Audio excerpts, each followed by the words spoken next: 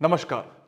आज मैं आपसे एक ऐसे घर के बारे में बात करने वाला हूं, एक ऐसे फ्लैट के बारे में बात करने वाला हूं जिसकी कम से कम कीमत 70-80 करोड़ रुपए से लेकर 100, सवा 100, 150 करोड़ रुपए तक की है। आज के डेट में जो प्राइस ब्रैकेट इस बिल्डिंग के अंदर मकान बेचा जाता है, यानी कि हाई नेटवर्थ इनकम के जो लोग मकान लेने जा रहे हैं उनको कौन से नक्शे दिए जा रहे हैं बॉम्बे में।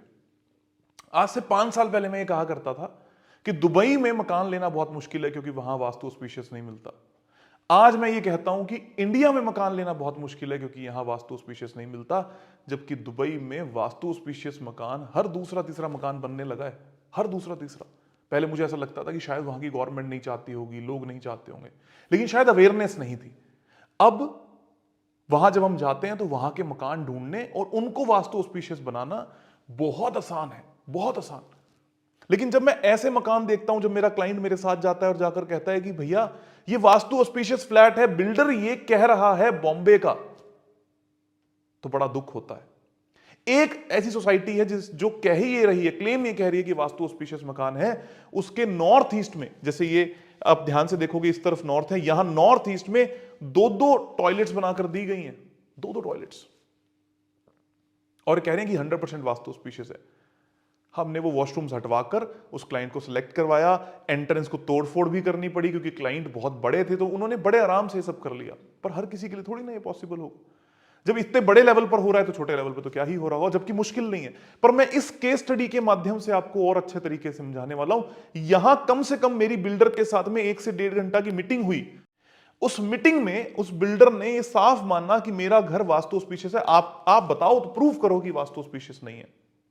इस बिल्डिंग में मात्र 17 मकान, 5, 6, 7 मकान तो उन्होंने ऑलरेडी जहां से बिल्डिंग एक्वायर करी है उनको देने होंगे। 10 मकान वो सेल कर रहे हैं और ये कह के कर रहे हैं कि ऑलरेडी बॉम्बे के कोई वास्तु कंसल्टेंट है, उन्होंने इस पे उनकी मदद करी है। और बेसिक नियम की बात कर रहा हूं मैं, यहां कोई एंगुलर डिवीजन मेथड की मैं बात नहीं करने वाला। मैं सिर्फ बेसिक वैदिक वास्तु की बात कर रहा हूं, जो सबको पता होगी कि कम से कम ये गलती तो नहीं करनी चाहिए। आप सबको दिख भी रहा होगा। मैंने उनको ये कहा, बिल्डर को ये कहा कि सिद्धांतिक रूप से मकान 100% गलत है, क्योंकि जब आप इसका सेंटर निकाल लोगे तो इस सेंटर में 3 स्टेयरकेस आती हैं। जो लोग 9 बाय 9 का पद विन्यास करते हैं, 64 पद का पद विन्यास करते हैं, चाहे एंगुलर डिवीजन मेथड पे, जिनको ब्रह्म स्थान मार्क करना आता है, सभी लोग, कोई भी एक व्यक्ति अगर इस पे वर्किंग कर रहा है, वो सेंटर में लिफ्ट कैसे दिलवा सकता है ये कहकर कि ये मकान अच्छा है। जब मैंने ये बात उनको कही तो बिल्डर ने मुझे क्या कहा कि आप देखो ये मकान कितना अच्छा है। मैं आपको एक्सप्लेन करता हूं, आप लोग भी समझना, आपके मन में भी ये बात हमेशा आती होगी। ये मकान कैसे अच्छा उसने बताया। कहते ये तो हो गया नॉर्थ। ठीक है प्रभु जी, क्योंकि हम तो इसी को नॉर्थ मानते हैं, और हम मानते हैं इसको नॉर्थ ईस्ट, क्योंकि कुछ मूर्ख बार बार ये कहने पे लगे हुए कि नॉर्थ ईस्ट ब्रह्म स्थान के बाद अगला जो कॉर्नर होता है यही होता है, इसके बाद ये नॉर्थ ईस्ट नहीं होता। तो हमने टॉयलेट्स को नॉर्थ ईस्ट में बनाया ही नहीं है, पहली चीज। बहुत बढ़िया। उसके बाद ये पूरा ईस्ट है, ये पूरा का पूरा हमारा साउथ वेस्ट है, साउथ ईस्ट है। उन्होंने साउथ ईस्ट में भी 2 टॉयलेट्स बनवा दी उनके अनुसार। ये पूरा का पूरा साउथ वेस्ट में हमारा मास्टर बेडरूम है जी, उन्होंने ये कहा। वेस्ट के अंदर हमने पूरी लॉबी एरिया और डाइनिंग और ये सब दिया है हमारा बैठने के लिए, और नॉर्थ वेस्ट में हमने टॉयलेट और एक रूम दिया। बताओ क्या गलत है। मैंने कहा जी सेंटर। मान लिया कि आपका वैदिक वास्तु भी ठीक है, जिसने भी ये किया, इसको नॉर्थ ईस्ट में मान भी लेता हूं, हालांकि ये मूर्खतापूर्वक बात है कि ये नॉर्थ ईस्ट है। क्यों? क्योंकि आपने आर्किटेक्ट के लगाए हुए नॉर्थ ईस्ट को भी नहीं ध्यान दिया कि नॉर्थ टिल्टेड है। फिर ये उन्होंने कहा, कहते जी ये एरिया तो कॉमन है, ये एरिया तो कॉमन है, और ये जो एरिया लिफ्ट है ये भी सारी बिल्डिंग इस्तेमाल करेगी। तो मेरा जो एरिया है घर का वो तो यहां से शुरू होता है, ये तो हमारा तो सेंटर यहां कहीं आएगा। पिताजी का राज है सेंटर। बिल्डर बहुत बड़े, उनके पास आर्किटेक्ट्स की बहुत बड़ी टीम, पढ़े लिखे इंजीनियर्स, सारे कह रहे हैं जी सेंटर यहां आएगा। मैंने कहा जी अगर आप मास ग्रेविटी सेंटर को भी फॉलो कर लोगे तो भी सेंटर यहां आएगा, अगर आप थोड़े समझदार हो, क्योंकि आपका मकान इस तरीके से सी शेप में बन रहा है, तो भी आपका सेंटर यहां आएगा, तो भी वो सेंटर जो है लिफ्ट के बिल्कुल करीब हो गया। कहते जी हमारे हिसाब से तो मकान यहां से शुरू होता है, ये तो हमारा पार्ट ही नहीं है। अब मैं आपको सारी बातें समझाने वाला हूं कि उनका पार्ट है या उनका पार्ट नहीं है और कैसे। सबसे पहली चीज, जब एक फ्लोर पे एक ही मकान होगा, एक फ्लोर पे एक ही मकान होगा, तो क्या ये एरिया कॉमन होगा? कहते रजिस्ट्री में नहीं लिखा गया, पर क्या ये एरिया किसका है? इसी व्यक्ति का है, क्योंकि इस लिफ्ट से जो भी व्यक्ति आएगा वो इसी के मकान के लिए आ रहा है। इस लिफ्ट से जो भी व्यक्ति आएगा वो इसी के मकान के लिए आ रहा है, किसी और के लिए नहीं आ रहा। तो ये एरिया कॉमन है ही नहीं। कहते हमने रजिस्ट्री से निकाल दिया। क्या तरीका हुआ ये बात कि मान लो आपके घर में ये वास्तु दोष है, पूरा का पूरा नॉर्थ ईस्ट खंडित है, तो अपने भाई के नाम पे, अपने पिता के नाम पे, अपनी बहन के नाम पे इतने हिस्से की रजिस्ट्री करवा दो जी। ये एक स्टाम्प पेपर लिख कर दे दो कि आज के बाद ये वाले 2 कमरे उनके हैं। तो क्या इससे वास्तु चेंज हो जाएगा? कौन मूर्ख लोग हैं ये जो वास्तु कर रहे हैं? कौन? मैं सिद्धांतिक बात पे कर रहा हूं, सिद्धांतिक। मैं तो एंग्लो डिवीजन, 9 डिवीजन, 64 डिवीजन, इनकी तो बात ही नहीं कर रहा।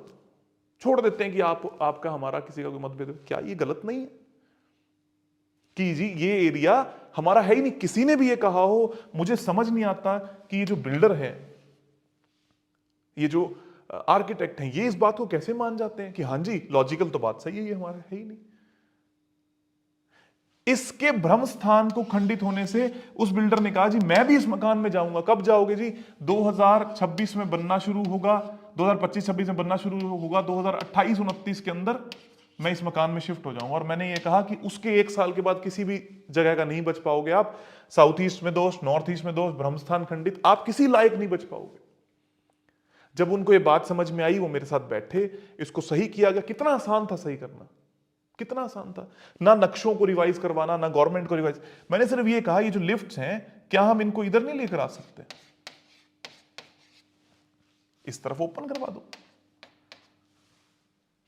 क्या हमारा जो सेंटर है वो पूरा का पूरा सेफ नहीं हो जाएगा अगर मैं लिफ्ट को थोड़ा सा पीछे ले आऊंगा, थोड़ा सा पीछे की तरफ ले आऊंगा अगर मैं लिफ्ट को? क्योंकि ये 8-8, 9-9 फीट की लिफ्ट हैं। 9 फीट अगर हमारा सेंटर से हम साइड गए तो हम इस वाले पैसेज में आ जाएंगे, लॉबी हमारी अंदर की तरफ आ जाएगी, यहां का यहां हमारा गेट रहेगा।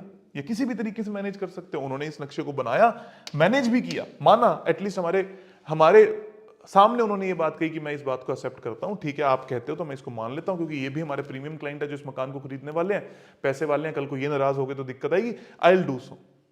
बाकी चीजें ये सब तो चल, अभी भी हम इस मकान में जाएंगे तो इन टॉयलेट्स को हटवाएंगे क्योंकि नॉर्थ ईस्ट में बना रहे हैं। और उनका जवाब ये है कि भैया बॉम्बे के अंदर ये सेंटर को खंडित करके मकान तो हर व्यक्ति बना रहा है, ऐसा नहीं है। मैंने उनको फिर से ये बात समझाई, आप सेंटर किसको मानते हो कि जी हमें लिफ्ट्स वगैरह इस दीवार से लेकर इस दीवार के सेंटर में चाहिए, but that does not mean कि ये सेंटर और ये सेंटर एक है। बहुत सारे बिल्डर काम कर रहे हैं जिसमें वो सेंटर में बनाते हैं, लेकिन वो यहां तक ही कंक्लूड कर देते हैं इस सारे एरिया को। यहां लिफ्ट बनाएंगे, यहां स्टेयर बनाएंगे, हो गया काम। सो हमेशा ध्यान रखें जब आप घर सेलेक्ट कर रहे हैं, बॉम्बे में, दिल्ली में, बेंगलोर में, कहने के बावजूद कि वास्तु ऑस्पिशियस है, आप कुछ बुद्धि खुद की इस्तेमाल जरूर करें कि आपका घर सही है या गलत है। नहीं तो हर तरीके से वो घर गलत हो जाएगा और तकलीफ आपको आएगी। बिल्डर, आर्किटेक्ट्स या वास्तु कंसल्टेंट अपना सामान बेचकर निकल जाएंगे और तकलीफ सिर्फ और सिर्फ आपके जीवन में भुगतने के लिए रह जाएगी। मैं बहुत छोटे छोटे से बेसिक कॉन्सेप्ट आपको समझाता हूं ताकि कोई आपसे ठगी ना कर सके। ऑटोकैड मास ग्रेविटी सेंटर, ऑटोकैड का नक्शा लेना बहुत जरूरी है। इसी मकान को किसने हां बोल दिया होगा? एक मूर्ख गया होगा, यहां पर जाकर खड़ा हो गया, सेंटर में कंपास लेकर देखा, सब कुछ ठीक है तो हो गया काम। ना नक्शों पे काम किया, ना नक्शों के ऊपर बात करी। ऐसा करने की कोई जरूरत नहीं है। Try to understand. हर चीज वास्तु ऑस्पिशियस हो सकती है, देश दुनिया आगे बढ़ सकती है। दुबई हम सबके सामने एक बहुत बड़ा उदाहरण सेट भी करता है। अब बात है आप सभी लोगों की, जब अपना घर लेने जाओ तो एटलीस्ट ध्यान से देखो कि वो घर सही है, गलत है, या उसमें क्या हो रहा है। आप सभी लोगों का बहुत बहुत धन्यवाद, आभार, खूब सारा प्यार। आई थिंक आपको ये वीडियो समझ में आई होगी और इसकी सीरियसनेस भी। आप सभी को जो भी समझ में आया हो कमेंट्स में लिखिएगा, मैं प्रयास करूंगा कि मैं आपके जवाब दे सकूं। जो भी लोग फ्री वास्तु कोर्स करना चाहते हैं वो एप्लीकेशन से जुड़ें, कोर्स को करें और डाउट सेशन के ग्रुप में जुड़कर अपने डाउट्स को क्लियर भी करें। आप सभी का धन्यवाद, आभार, खूब सारा प्यार।